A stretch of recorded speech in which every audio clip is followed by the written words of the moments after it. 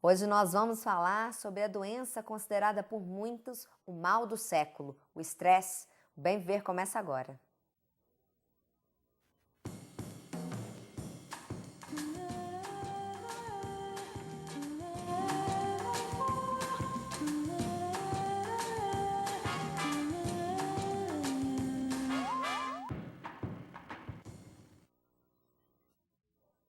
Olá, estamos ao vivo no Bem Viver e hoje o assunto é o estresse, considerado por muitos o mal do século. Quem está aqui no estúdio para conversar comigo é a psicóloga Patrícia Reis. Patrícia, prazer recebê-la. Prazer é todo meu. Então, Patrícia, o estresse é realmente o mal do século?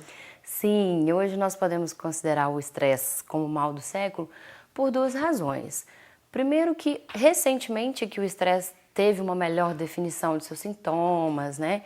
Teve um diagnóstico mais fechado, então é mais fácil de você conseguir identificar. E também devido à rotina que a gente vive hoje em dia, de um excesso de informação, uma rotina muito corrida, com muitos afazeres, muitas obrigações, tem que atender a tudo, a todo mundo, o tempo inteiro. Imediatismo, né? Um imediatismo.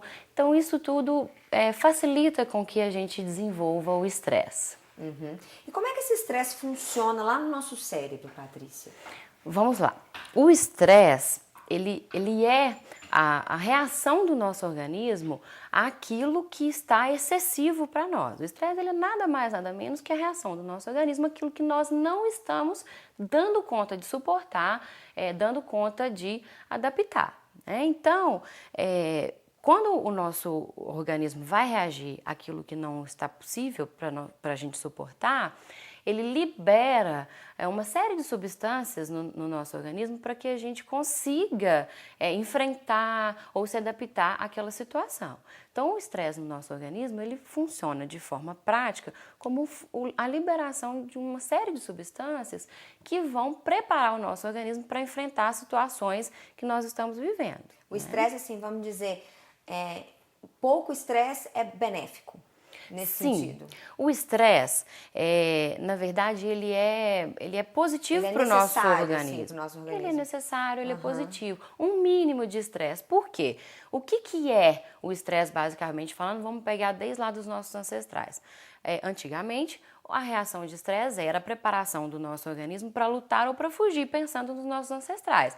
Diante de um predador, ele tinha que lutar ou fugir, então gerava uma reação de estresse no nosso organismo que liberava substâncias que nos preparavam, então, fisicamente falando, para a luta ou para a fuga. Né? Hoje em dia, essa situação ameaçadora que nos leva ao estresse não existe nesse sentido é mais, muito né? mais diversificado, né? Então, mas para a gente reagir às situações diversas que a gente vive hoje em dia, a gente precisa dessa reação de estresse. Então, esse mínimo de estresse existente no nosso organismo, ele é positivo para que a gente consiga se adaptar, para que a gente consiga reagir às situações que nós estamos vivendo. Ele vai tornar prejudicial quando a gente não consegue controlar esses níveis, quando a gente não consegue mais reagir ou adaptar às situações que estamos vivendo, e aí começa a prejudicar o nosso organismo. Esse excesso de substância liberada no nosso organismo começa a atrapalhar o funcionamento dele.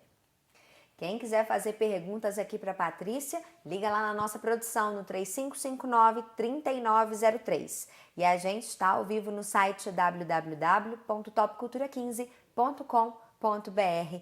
E Patrícia, então assim, existe a doença estresse e não quer dizer então que quando a gente brinca assim, fulano tá estressado, não quer dizer então que o fulano tá estressado. Ele pode ter tido um episódio nervoso, não é isso mesmo? Sim, na verdade o que a gente usa aí para falar, fulano tá estressadinho, quando uma pessoa fica nervosa ou fica irritada, isso aí na verdade nós estamos falando de um sintoma do estresse. O estresse crônico, ele é uma doença, né, que precisa de tratamento, e esse, você tá estressado, que a gente usa, na verdade nós estamos falando de um dos sintomas do estresse, que é o nervosismo, a irritabilidade acima do normal, que é diferente. Uma coisa é a doença estresse crônica e outra coisa é o estressadinho ali, que é o nervosinho, né, que é apenas um sintoma. Você falou de um sintoma aí. Quais são esses outros sintomas para a gente identificar a doença? Vamos lá, nós temos inúmeros sintomas, né? Num primeiro momento, a gente vai ter a taquicardia, aquele batimento acelerado do coração, a respiração ofegante, né? A sudorese, que é o excesso de suores, são os sintomas iniciais num pico de estresse.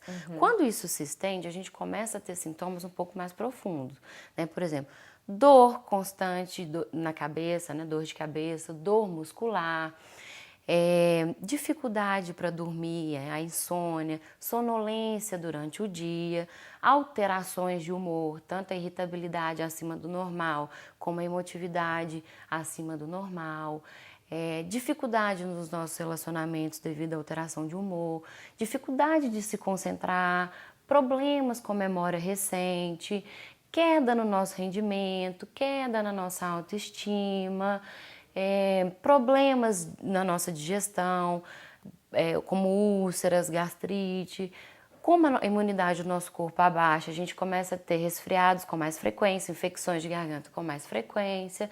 Isso tudo entra dentro dos sintomas de estresse. A questão da queda de cabelo também poderia entrar? Também, queda de cabelo, as psoríases, né, os problemas, as dermatites, problemas na pele também, porque quando nós estamos no estado de estresse, o nosso organismo ele não está funcionando bem, então a nossa imunidade abaixa e a gente começa a ter esse tipo de problema. Patrícia, a gente vai para um rápido intervalo. No próximo bloco a gente vai continuar falando um pouquinho mais sobre esses sintomas, vai falar um pouco de tratamento e prevenção. Quem quiser ligar aqui para fazer perguntas, só ligar lá no 3559-3903. A gente volta já.